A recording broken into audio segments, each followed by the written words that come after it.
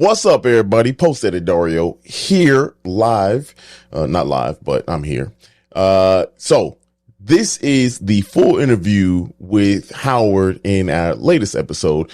As promised, it's got a lot of great detail in it. It was just so long, we didn't want to kind of overwhelm you with the original release. So we decided, Sarah and I, to release this as audio as well as a full-length video, just to give Howard his just due, and so you can hear the whole dope conversation. Now, if you listen to the 10-minute part in the episode, you can go ahead and jump ahead to the 10-minute mark, 10-second mark, and that's where the new stuff you haven't heard begins. But if you haven't heard it, you go ahead and listen from the jump. The whole 36 and almost 37-minute video. Go ahead, check it out. Here's the full interview with Howard, 77 Flavors of Chicago. Let's go.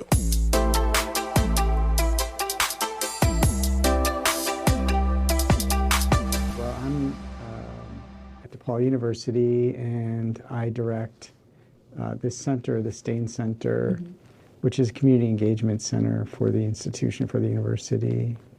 But I also teach and do research with students, mainly on food in Chicago and in a couple of other places as well, and increasingly beyond Chicago.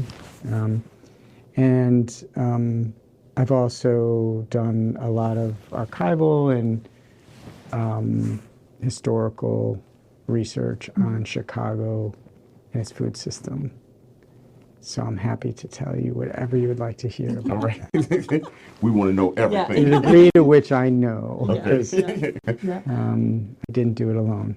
And it's also with my co-author Daniel Block at Chicago State University. So let's talk about the chapter you just mentioned. You were talking about a chapter that talks about the effect of Industry and immigrants and Sure. Well, in thinking about Chicago and food, it goes back to the very beginning of the city itself, and even pre-Chicago. So the book that we put together, Daniel Block and I, begins really with an understanding of Chicago as a food city, but kind of quickly moves into sort of the indigenous groups that inhabited this space until 1833, and the kinds of foods that they produced and distributed and consumed, and really the indigenous practices lie at the foundation of Chicago as a food city, really. Especially grains. But also some things that perhaps we've lost touch with, in addition to our many prairies that became grain-producing farms and are still today. Mostly today corn and soy. Right. But I was going to say my most miserable years were spent in cornfields, surrounded by cornfields. So yes. fair enough. college is what she's talking about. I went to Illinois State, so it was just, I want to say it's corn, It is. right? Corn and soy. Corn and soy, just everywhere. So that's, getting into the central Illinois and the Illinois Valley, some of the most fertile land in the country.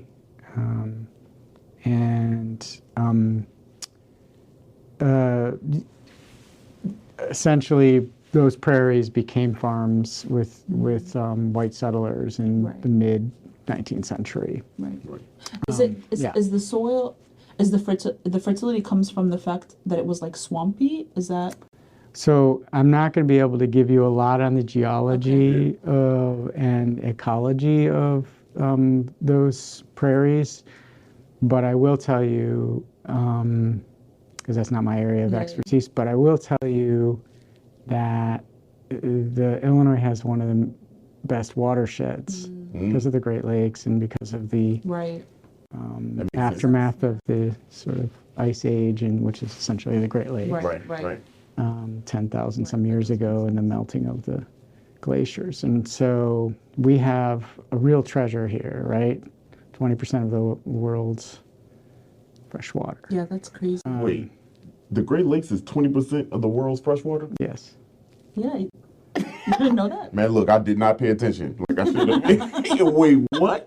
Yeah. That's why it's called the Great Lakes. I mean, Oh, they're okay. huge. I feel like that's why when people talk about how, oh, sure, you have beaches in Chicago, they don't understand that Lake Michigan is like a lot.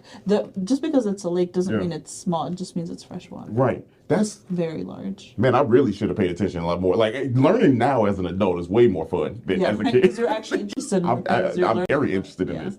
We got to talk about this later, but yeah, no, keep on going. That's interesting. So the indigenous populations that lived here over thousands of years, right, since the glacier receded and people came down from the north and started settling here.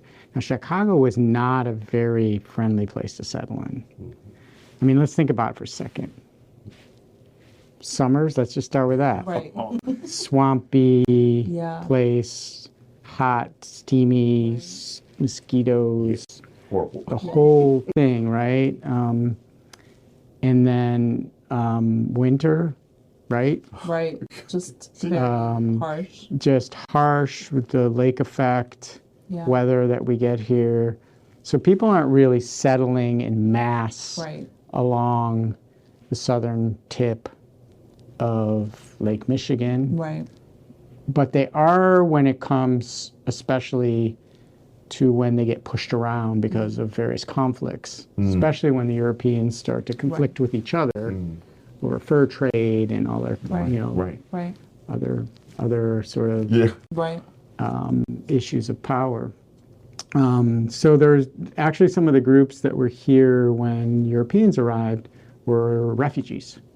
Some of the first people who lived, well, some of the people who lived here when the Europeans arrived. The first people who lived here were prehistoric. Right. Right. And there's a lot of,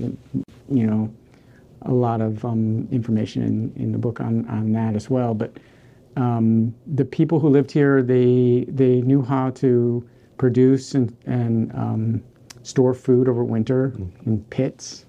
They dug pits, whether it was legumes or seeds or other kinds of, and eventually corn. Yeah. Right. Right. So corn comes up from Central America Right. to Illinois, first around the beginning, first century, 70 AD, around that time. Wow. Wow. To Illinois, and eventually comes north. Right. But there are other products that the indigenous population was creating. There's a whole span of different foods. Perhaps one of the most interesting ones that I was going to say we've lost touch with is from our forests that we also had intermixed here in deciduous trees that produce nuts. Right. So there was a whole nut industry, perhaps one of the biggest industries across northern Illinois, Really? not so much along the coast, Lake Michigan, but and to some degree, yes, but especially up as you go farther north in current Illinois and southern Wisconsin. Wow. That's They're all the major, not only just acorns and from oak, but hazelnuts and other types of nuts. Yeah.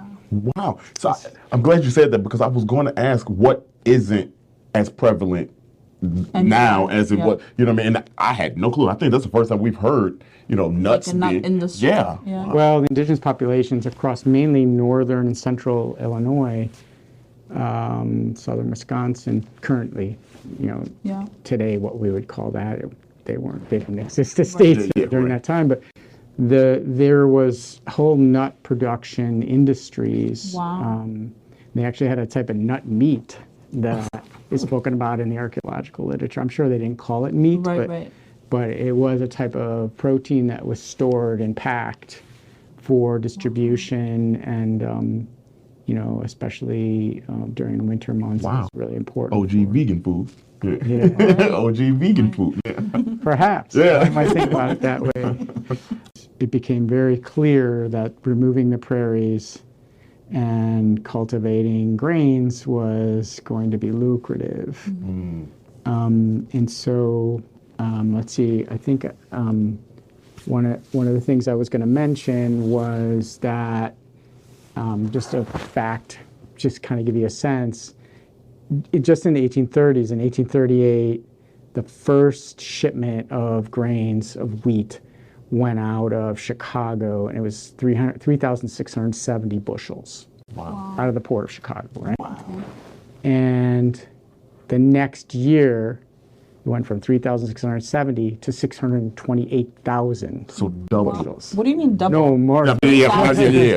Yeah. And so, Almost a million. so by mid-century, it was 2 million. Wow. And so Chicago was well on its way to becoming this place for centralizing grains from across the prairies in the Midwest, especially to the That's west, crazy. across Illinois, across Iowa, and so forth. And so one of the key figures in that process was the first mayor of Chicago, William Ogden. And Ogden, he was not only mayor, but in a typical Chicago way, he was an investor. Right. We talked about that. And so one of the interesting things about Ogden is he had, bought onto this vision of connecting the Des Plaines River to Chicago River, and in order to bring cargo, principally grains, Right. from the prairies to the port. Right. Before that, it was horse and carriage. Right. Right. And so, I mean, how much harder can it get, right? And so he went on a recruitment process to recruit immigrants to build a canal. And in the 1840s and around mid-century in general, there was one key place that had a lot of immigrants. It was Ireland. Oh, wow. Because of the potato famine. We can get into the whole history of the potato famine, and that potatoes actually are from South America and like somehow become an Irish staple. Right. But in any case, the potato famine, etc., the economic crisis in Ireland leaves all of these potential workers to be recruited to Chicago. And Ogden recruits them to Chicago, and they settle in a place called Canalport, which today is Bridgeport. Right. Right by the stockyard. Yep. And they begin to be part of the workforce that builds the first canal. There's two canals. The first canal, it essentially goes the route of Marquette and connects the Des Plaines and Chicago River, and vastly expands the capacity, right, to get into the millions and millions of bushels of grain, and then results in Chicago itself, especially what we see as downtown along the river, becoming this grain elevator capital, essentially where grains came in from the former prairies, from the countryside, and were weighed, and there's a whole system put in place to get them ready for export. Wow, this is so interesting how it really, that river was so key and vital. River I mean, Central. between the grains and the stockyards, Right. like there's no denying that Chicago. Well, yeah, a lot of it comes out of both grains and meat. A lot of Chicago's food history, food center. A lot of Chicago as a center of food innovation and industrial development is built on grains and meat, of course. Right. And so there were two key pieces of that, though, that made it possible. Not only our location and the sort of environment and the ecology of the space, but as people became aware of this potential lucrative sort of This gold mine economy place. Yeah. Yeah. around grains especially, Right. it brought all these folks, innovators, to come to Chicago to build ways to create more. And this is like still very Chicago. Right. Yeah, I was about to say that's Build still more possibilities for expanding the industry of grains. And probably the first most important one would be John Deere. Yeah, we talked about that. Heckwish in the area. Well, yes, but John Deere settled in southwest of Rockford. Oh. Oh. Okay. Awesome. And created the first plow, essentially, that would, That's crazy. I you know, didn't even know. that was made out of steel. Okay, Right. Yeah. and that steel plow would be sort of really critical in tilling the soils that were so difficult to till Right. in central and northern Illinois. So it made it much easier for farmers and settlers to come in and produce those grains. And then the second one would be McCormick, Cyrus McCormick, who, you know, every grade schooler learns, invented the mechanical reaper, right? Right. Which vastly expanded the harvest potential from those farms. Wow. And that plant was set up at the mouth of the Chicago River, basically where DuSable had Right. his house. Right there. Yeah, and huge, you know, plant there that would produce these reapers that would, you know, farmers would be coming into Chicago and buy these reapers, right? Yeah. So, you know, it was a marketplace for this agricultural tools. Eventually that becomes the sort of origins of the combine, right? Okay. Which becomes the most important thing to up till today in harvesting grains. Wow. Chicago. Yeah. So, you know, his plant eventually went to the southwest side on Western and Blue Island, 40 acres. Yeah. There were 40 acres of McCormick, you know, production there around the reaper and other kinds of tools.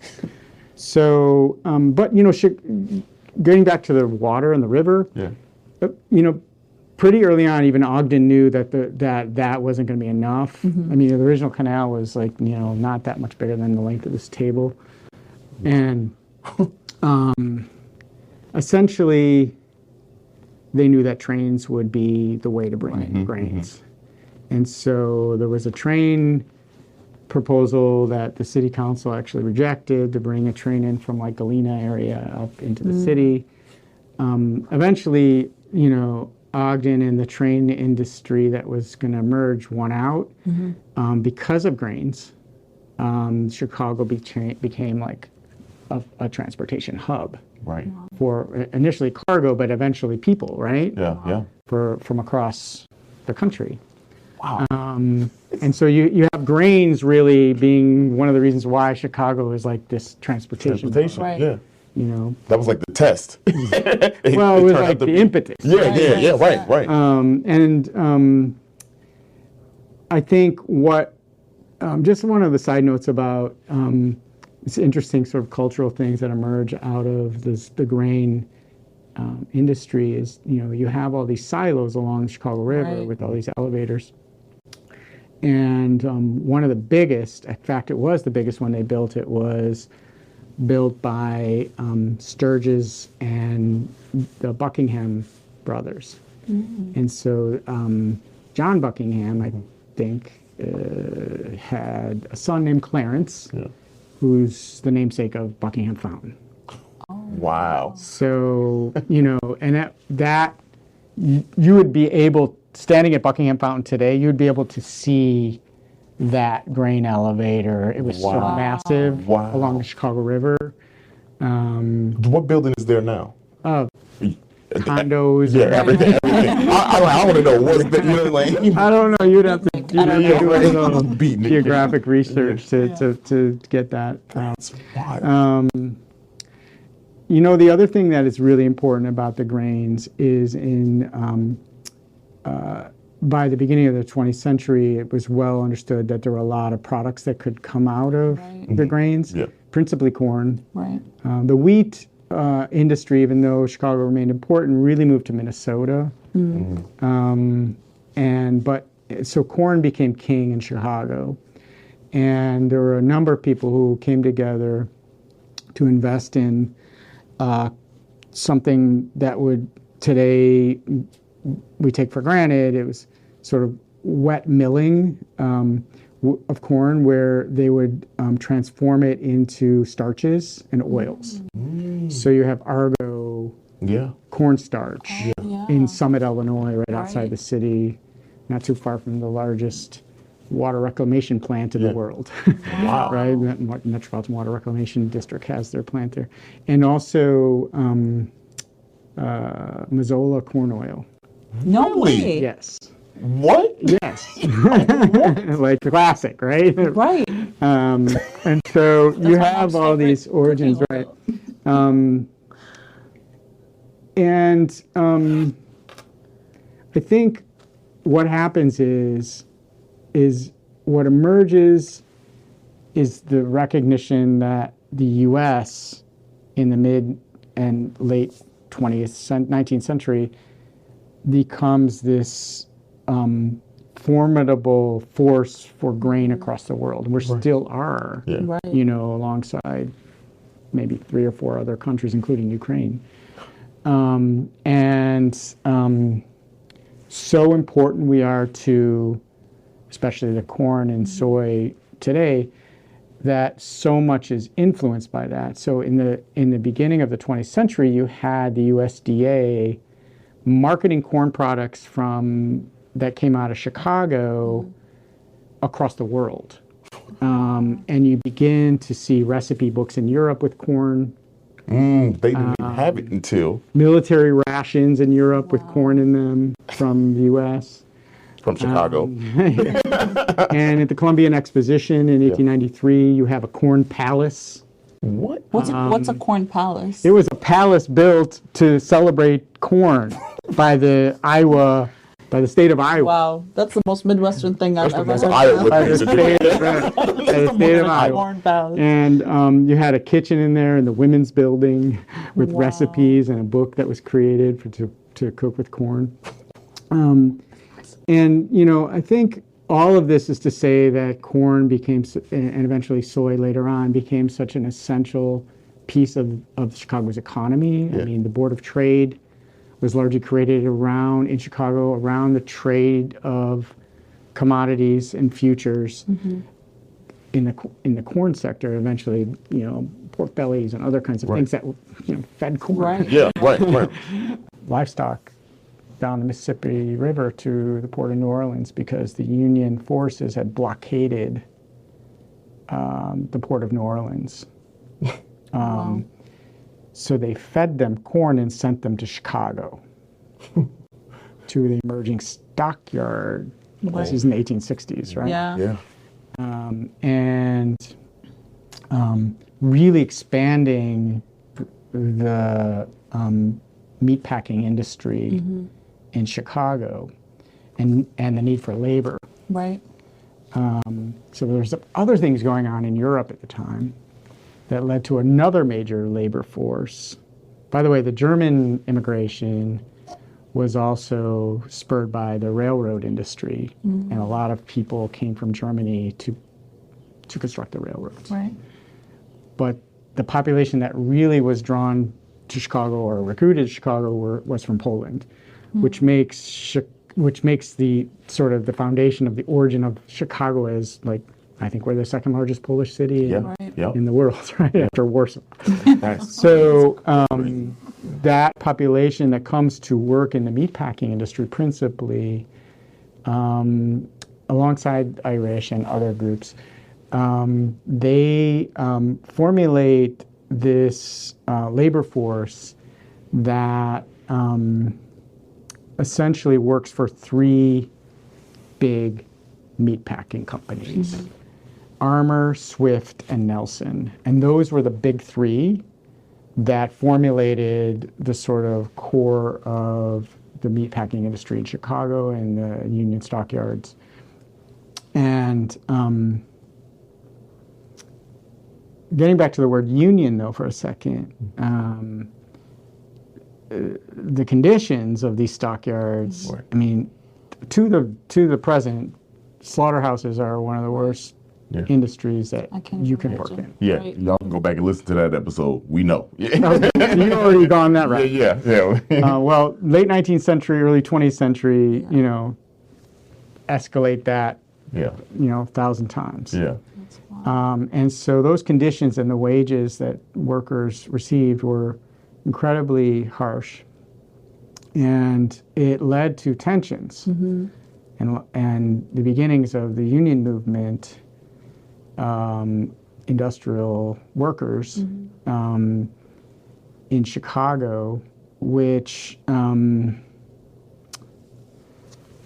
I think one could say Chicago played a huge part in the development of unions in general because of the meatpacking industry. Yeah, for sure. But Pullman and I mean, the sort of foundation of that in sort of labor history is the Haymarket Affair, the 1886 right.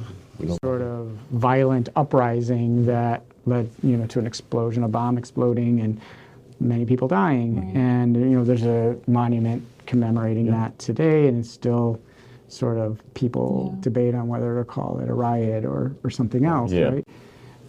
But essentially, it was about the 8-hour workday, and it was about pushing for that because so many people were working 12, 15, 16 hours in the meatpacking plants. Yeah, it's just ridiculous. And also, there were no child labor laws, and so there was lots of reasons that labor became a movement. The labor movement became so foundational to Chicago.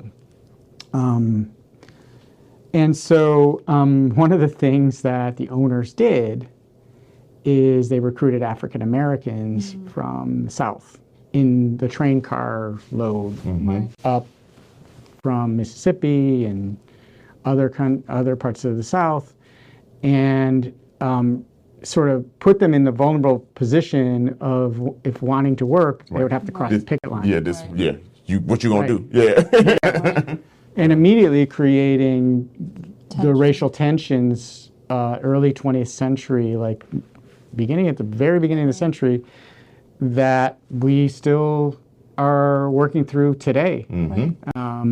Racial segregation was at play in what originally was called the Black Belt of Chicago, eventually Bronzeville and other references, but essentially that was built around Wentworth, which was the dividing line between sort of black communities and Irish and Polish and other groups. Right. And so you find that the meatpacking industry is intricately tied to issues of racial segregation and tension that are really nurtured by the industry itself, Right. Yeah. which poses people against one another and creates even more of that othering nature that is at the foundation of racism. That's a very good take and angle from this whole thing. You know, because you don't talk about food definitely brings people together, but it also kind of divided. You know what I mean? Like that's especially when people in power are orchestrating those divisions in order to be more profitable. I was Right, going to say benefit them, so they didn't care. Capitalism, baby. Yeah. Yeah. Well, there you go. So, by the turn of the century, by 1900, 80% of the country's meat is produced in Chicago, and a lot of it is starting to go to Europe even. Right. Because they had in Chicago, I think it was Nelson, piloted the refrigerated rail cars. And so they started to not just send the actual live animals on the cars out east, but packed in ice, which itself is built on the beer industry. Oh. Because the ice harvesting industry was started by the Germans who wanted lager beer. which had to be refrigerated. So there are all these lakes across, northern Illinois where ice harvesting, the ice house. Well, have you ever heard of the ice house? Yeah. Yeah, well, the actual ice house was actually a industrial ice production, area that drew on fresh water from lakes scattered across northern Illinois to produce big blocks of ice that could be used to refrigerate lager beer. And then the idea was, what if we actually have ice houses all along, ice storage places all along the rail out east, and pack the meat in ice in Chicago on rail, and have it stop at various places for replenishing the ice. Wow. But all that's built on the fact that Germans wanted lager beer refrigerated. Wow. The rest of the Europeans were like, we'll take it warm, whatever. Yeah, we don't care. Yeah. But, so you have this really interesting sort of, and there's a whole controversy over beer and the German beer industry in Chicago that sort of tangents around drinking beer on Sundays and all kinds of stuff. Right. What's funny? As I was talking about like the ice houses and like being here in Chicago, the Coors is taste the Rockies and everything. Really, it's like taste the Chicago Great Lakes. Yeah, no, What? any lake, a little lake. Any lake, yeah. So, the other thing that you can't go, we really can't go without talking about when it comes to meat packing is salt. And Chicago was the salt distribution capital of. What was Chicago not the capital Yeah, of? I mean, like you've named like Right? five things. Like that we five can- main industries Yeah. that Chicago was the heart of. That's crazy. Yeah, we weren't the capital of citrus. Well, yeah. Yeah, we leave that to Florida. Coffee, Yeah. But I mean, salt, Yeah. grains. Well, the reason salt isn't, we have no salt naturally here. Right. We brought salt in from Michigan and New York. Syracuse is the salt city, right? I mean, and Michigan and by Detroit, there are all the salt mines there.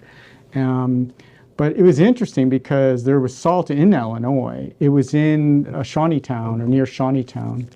Essentially, there was a large demand for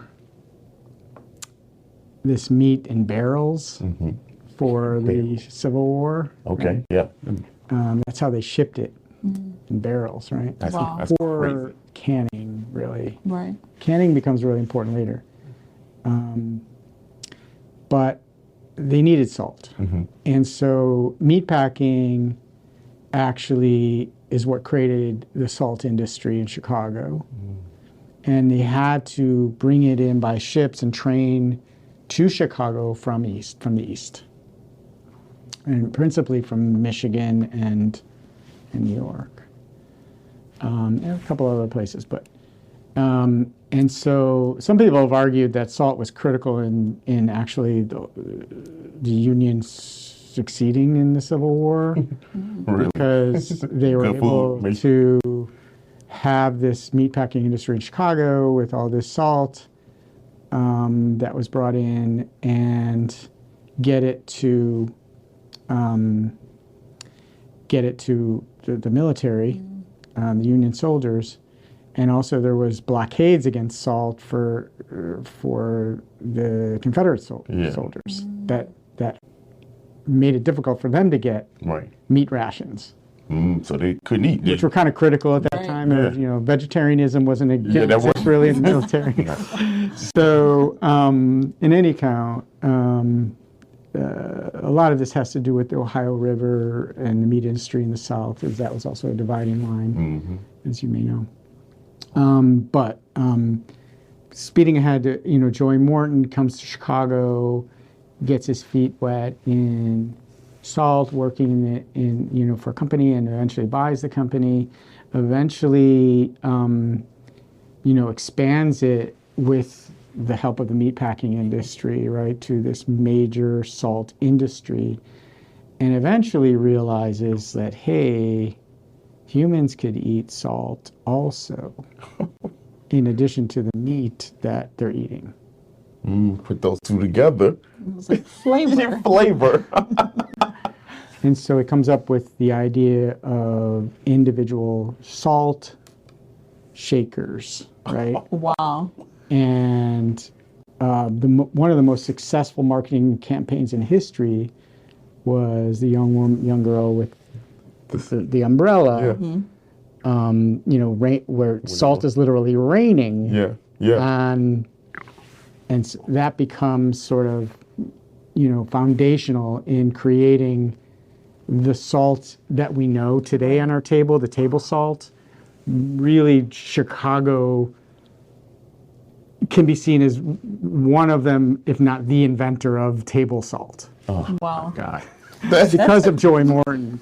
Now, Joy Morton, he was all over the place. He invested in the corn industry in Argo, and he invested in the sugar industry, which was from corn.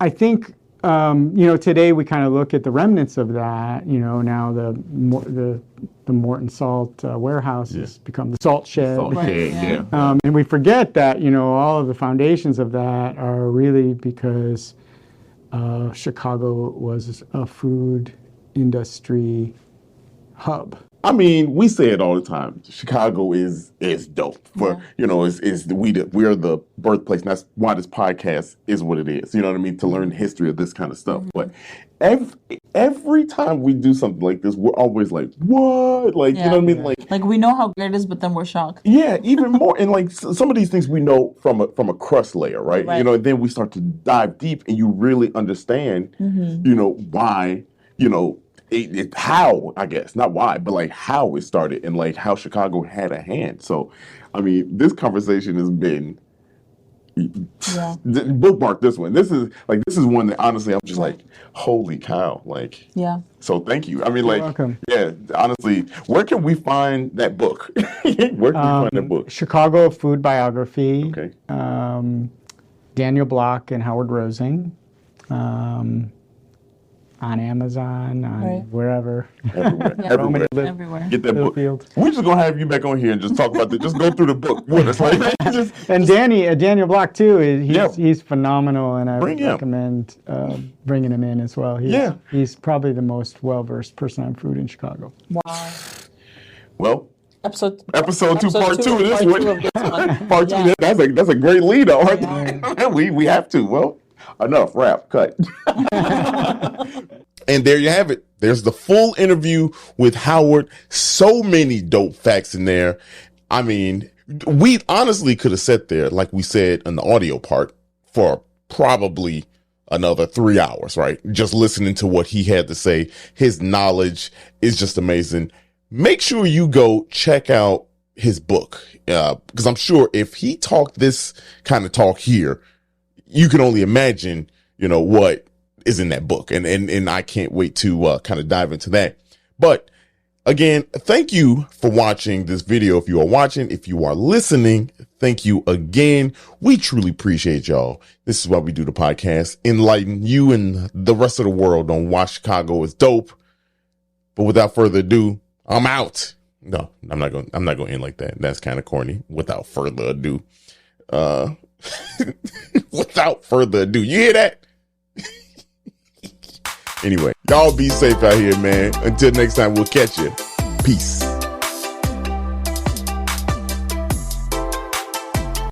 Hey, thank you so much for listening. We really hope you enjoyed that.